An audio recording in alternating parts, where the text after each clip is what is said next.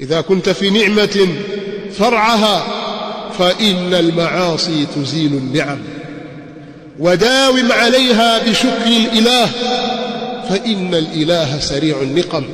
moja katika washairi yasema hivi, idha kunta fi ni'ma, ukiwa katika neema yoyote, far'aha, basi wewe ichunge neema hiyo. Allah subhanahu wa ta'ala akikupa neema ya siha, chunga ile siha ulionayo, afya ulionayo, ichunge sana. Umepewa neema ya ujana na nguvu za ujana, itumie, ichunge neema hii. Umepewa wewe faragha ya moyo wako, una qanao, una kinai katika nafsi yako na kile ulichopewa na Allah subhanahu wa ta'ala. Huna hofu juu ya makhluk, juu ya kukosa jambo fulani na mambo fulani katika mambo ya kilimwengu.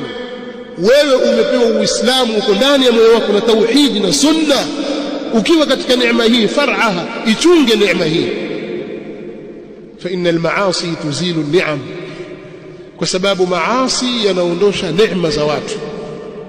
Neema nyingi zinazowaondokea watu, sababu kubwa ni maasi ya siri na dhahiri, na Allah subhanahu wa ta'ala anazijua siri zetu na dhahiri zetu.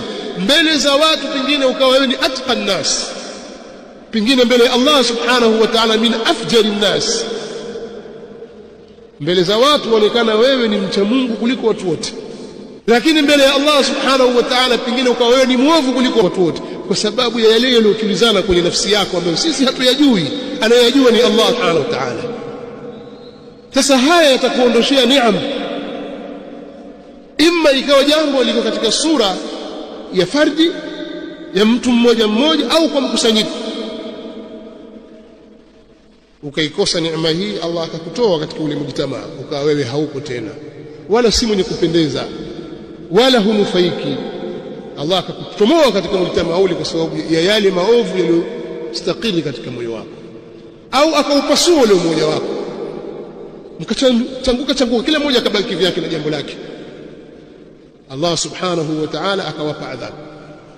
Kwa hiyo tumuombe Allah subhanahu wa ta'ala asitufikishe huko, asituadhibu kwa yale tunayofanya.